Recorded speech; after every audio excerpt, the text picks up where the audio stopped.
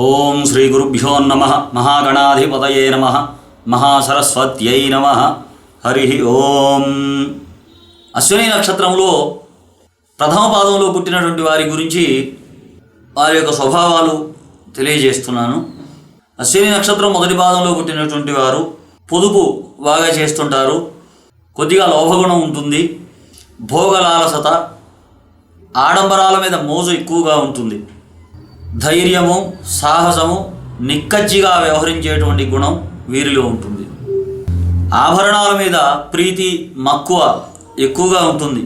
ప్రథమ పాదం వారికి ఉన్నత స్థితిని చేరుకోవడానికి వీరు తమ స్వశక్తిని నమ్ముకొని అభివృద్ధిలోకి రాగలుగుతారు. స్వశక్తిని నమ్ముకుంటారు. వీరు ఎన్ని కష్టాలు ఉన్నా సరే కష్టాలని అధిగమించి ఉన్నత స్థితికి చేరుకుంటారు. తమ లక్ష్యాలను సాధిస్తారు. వీరికి నీతి, న్యాయము, ధర్మము అంటూ పాకులాడేటువంటి స్వభావం ఎక్కువగా ఉంటుంది. అశ్విని నక్షత్ర ప్రథమ పాద జాతకులు భోగభాగ్యాలను అనుభవిస్తారు.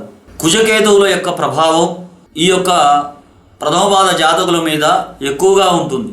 వీరు పగడం ధరించడం చాలా మంచిది. వీరికి ఎరుపు రంగు చాలా అనుకూలంగా ఉంటుంది. ఎరుపు రంగు కలిసి వచ్చేటువంటి రంగుగా చెప్పబడుతుంది. అశ్విని నక్షత్రం ప్రథమ పాదం వారు మిలిటరీ, రైల్వే శాఖ, యంత్ర సంబంధమైనటువంటి ఉద్యోగాలు, వివిధ పరిశ్రమలకు సంబంధించినటువంటి వృత్తులు, గుర్రపు స్వారీ, అంగడి నిర్వహణ, పశు వైద్య సంబంధించినటువంటి ఉద్యోగాలు, కోర్టుకి సంబంధించినటువంటి ఉద్యోగాలు, రాగి సంబంధమైనటువంటి లోహ వృత్తులు, పరుగు పందాలు, గుర్రపు జాకీలుగాను, రేసులో పాల్గొనేటువంటి గుర్రాలకు సంబంధించిన వృత్తులు, వీటిలో వీరు ఎక్కువ మంది ఉంటుంటారు. ఈ యొక్క వీటిలో కొంతమంది జీవనోపాధి ఏర్పడుతుంది. ఈ చెప్పబడినటువంటి వృత్తుల్లో వారు బాగా అభివృద్ధిలోకి వచ్చే అవకాశం ఉంటుంది. ఈ అశ్విని నక్షత్ర జాతకులు కేతు మహర్దశలో జన్మించడం వల్ల వీరికి జన్మ సమయము కేతు మహర్దశతోటి ప్రారంభమవుతుంది. వీరు జన్మించిన తరువాత 1వ పాదం వారికి 7 సంవత్సరములు కేతు మహర్దశ పూర్తి అవుతుంది. 7 ఏళ్ళు కేతు మహర్దశ. తదనంతరము శుక్రదశ ప్రారంభమవుతుంది. ఈ శుక్రదశ అశ్విని నక్షత్రానికి మేషరాశికి ద్వితీయ సప్తమాధిపతి శుక్రుడు. ఈ శుక్ర మహర్దశ 20 సంవత్సరములు ఉంటుంది. ఈ శుక్ర మహర్దశ వీరికి బాగా కలిసి వస్తుంటుంది. తరువాత శుక్ర మహర్దశ 20 ఏళ్ళు, తరువాత శుక్ర మహర్దశ తదనంతరం రవి మహర్దశ ప్రారంభమవుతుంది. ఈ రవి మహర్దశ 6 సంవత్సరములుగా చెప్పబడుతుంది. రవి 6 సంవత్సరములు, తరువాత చంద్రదశ 10 సంవత్సరములు, తదుపరి కుజదశ 7 సంవత్సరములు, కుజదశ తదనంతరము రాహుదశ 18 సంవత్సరములు ఉంటుంది. రాహుదశ తదనంతరము గురు మహర్దశ ప్రారంభమవుతుంది. గురు మహర్దశ తర్వాత శని మహర్దశ ప్రారంభమవుతుంది. ఇవి వరుసగా వారికి వచ్చేటువంటి మహర్దశలు. ఈ యొక్క అశ్విని నక్షత్రములో జన్మించినటువంటి స్త్రీ జాతకులు, అశ్విని నక్షత్రంలో జన్మించినటువంటి స్త్రీలు ధైర్య సాహసాలను, మనోబలం, మనోధైర్యం కలిగినటువంటి వారు, వ్యవహారాలలో మంచి నేర్పరులు, ఎక్కువ భాగం సంపన్న స్త్రీలు ఉంటుంటారు. అశ్విని నక్షత్రం ప్రథమ పాదంలో జన్మించిన వారు సంపన్న స్త్రీలుగా ఉంటుంటారు. ఆకర్షణీయమైనటువంటి చక్కని ముఖవర్చస్సు కలిగి ఉంటారు. చక్కని వాక్చాతుర్యము వీరి సొంతము. చక్కగా మాట్లాడతారు. అశ్విని నక్షత్ర స్త్రీ జాతకులు మంచి సుఖ సంతోషాలతోటి సౌఖ్యాలను అనుభవిస్తారు. గురువులు, పెద్దల పట్ల మంచి గౌరవ భక్తి భావాన్ని కలిగి ఉంటుంటారు.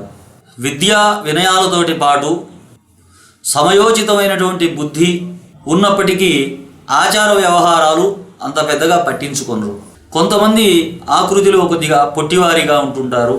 వీరిలో పుణ్యనది స్నానాలయందు, పూజా సంబంధమైనటువంటి విషయాల యందు ఎక్కువగా ఆసక్తి ఉంటుంటుంది. పతిసేవా పరాయణులుగా ఉంటుంటారు. పతిసేవా పరాయణులుగా ఈ నక్షత్ర జాతకులు ఉంటుంటారు. పతిభక్తి కలిగి ఉంటారు. వీరు అలంకార ప్రియులు. చిత్ర వర్ణాలు కలిగినటువంటి వస్త్రాలు, ఆభరణాలు మొదలైనటువంటి వాటి మీద వీరికి మక్కువ ఎక్కువగా ఉంటుంది. ఓర్పు, విశ్వాసము వీరిలో చాలా అధికంగా ఉంటుంది. ఓర్పు కలిగిన వారు. అతిథులను ఆదరించేటువంటి గుణం వీరిలో ఉంటుంది. జాలి, దయ, శాంత గుణం లాంటివి ఎక్కువ మంది స్త్రీలలో అశ్విని నక్షత్రం జన్మించిన వారిలో జాలి, దయ, శాంతి, క్షమాగుణం లాంటివి ఉంటాయి. సంసార పరంగా ఎంతో సౌఖ్యంగా ప్రశాంతమైన జీవితాన్ని గడుపుతారు. ఇది ముఖ్యంగా రజోప్రధాన నక్షత్రం. అశ్విని నక్షత్రము రజోప్రధానమైనటువంటి నక్షత్రము. మంచి వంశంలో జన్మిస్తారు. కొంతమంది చామన ఛాయలో ఎక్కువగా చామన ఛాయలో ఉంటుంటారు. ధనధాన్యాలు, సంపదలు ఎన్ని ఉన్నా కూడా ఒక్కొక్కసారికి వీరికి కొద్దిగా పిసినారితనం కూడా ఉంటుంది. జనాకర్షణ కలిగిన వారుగా, కొందరు ఉన్నత పదవులు అధిష్ఠించేటువంటి వారిగా కూడా ఈ అశ్విని నక్షత్ర జాతకులు ఉంటుంటారు. ఈ ఉన్నత స్థాయిలోకి రావడానికి కొద్దిగా క్రమేపీ క్రింద స్థాయి నుంచి అభివృద్ధి ఉంటుంది.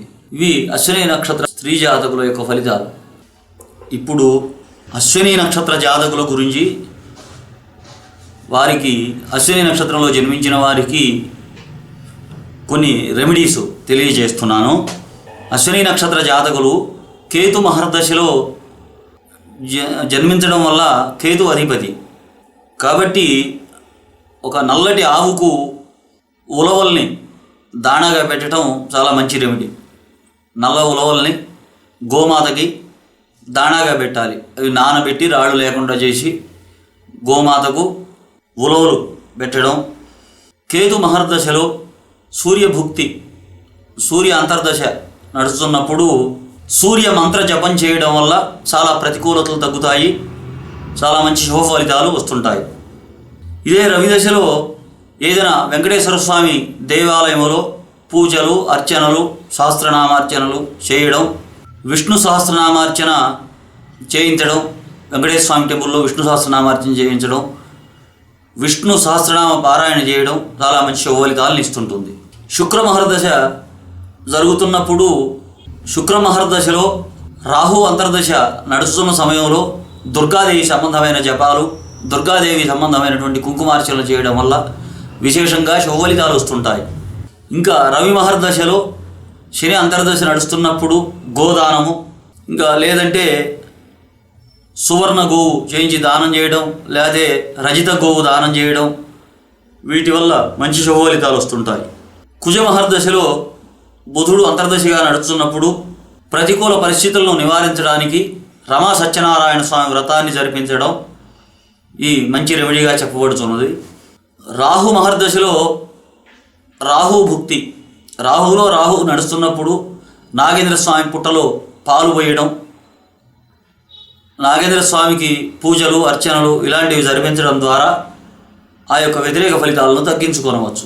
గురు మహర్దశలో శని అంతర్దశ సమయంలో శని జపాలు, హోమాలు, అర్చనలు ఇవి చేయడం ద్వారా మంచి శుభ ఫలితాలు వస్తుంటాయి. ఇంకా ఈ అశ్విని నక్షత్ర జాతకులకు శని మహర్దశ నడుస్తున్నటువంటి సందర్భంలో అయితే చాలా అరుదుగా జరుగుతుంటుంది శని మహర్దశ రావడం. అలా శని మహర్దశ నడుస్తున్నప్పుడు మృత్యుంజయ జపము, విశేషించి నవగ్రహ హోమము, శని జపము ప్రధాన రెమెడీలుగా చెప్పబడుతున్నాయి. అందువల్ల ఇవి శనికి సంబంధమైనటువంటి జపాలు, మృత్యుంజయ జపాలు, అమృత మృత్యుంజయ జపాలు, అమృత మృత్యుంజయ పాశుపతాలు ఇవన్నీ కూడా శుభ ఫలితాలు ఇస్తుంటాయి. ఏదైనా ఒక గురువారం రోజున నల్ల ఉలవలు కానీ అవకాశం ఉన్నటువంటి వారు, శక్తి కలిగినటువంటి వారు కపిల గోవును దానం చేయడం వల్ల విశేష ఫలితాలు కలుగుతాయి. గురువారం రోజున ఉపవాసాలు ఉండటం వీరికి చాలా మేలు జరుగుతుంది. ఏదైనా ఈ నక్షత్ర జాతకులు, అశ్విని నక్షత్ర జాతకులు కేతు మహర్దశలో జీవితాన్ని ఆరంభిస్తున్నందువల్ల శివ పంచాక్షరీ జపం, ఓం నమః శివాయ అనేటువంటి జపం వీరు ఎక్కువగా చేస్తుండటం వీరు చాలా అనుకూలమైన ఫలితాలు వస్తాయి. స్వామివారి అనుగ్రహం కలుగుతుంది. శివ పంచాక్షరి జపం చేయడం వల్ల ప్రతికూల పరిస్థితులన్నీ కూడా తొలగిపోయి శుభప్రదమైనటువంటి ఫలితాలు వస్తుంటాయి. ఇవి అశ్విని నక్షత్ర జాతకుల యొక్క రెమెడీస్. స్వస్తి ప్రజాభ్యాం పరిపాలయంతాం న్యాయేన మార్గేణ మహిమహీషాః గోబ్రాహ్మణేభ్యः శుభమస్తు నిత్యం. లోకా సమస్తా సుఖినో భవంతు. హరి ఓం తత్సత్. తెలుగు రాశి ఫలాలను వీక్షించేటువంటి ప్రేక్షకులకు నమస్కారము. మీ యొక్క జన్మ నక్షత్రము, మీ జన్మ రాశి, నక్షత్ర పాదము, మీరు జన్మించినటువంటి లగ్నము, ఇవి తెలియనటువంటి వారు ఉంటారు సహజంగా. మీరు మీ యొక్క పుట్టినటువంటి జన్మ సమయము, జన్మ తేదీ, జన్మస్థలము, place of birth, date of birth, time of birth, ఇవి మాకు కరెక్ట్గా పంపినట్లయితే తెలుగు రాశిఫలాలు @gmail.com దీనికి మీరు పంపినట్లయితే మేము మీకు సంబంధించినటువంటి రాశి, లగ్నము, నక్షత్రము, పాదము అన్నీ ఉచితంగా తెలియజేయబడటం జరుగుతుంది. నమస్కారం.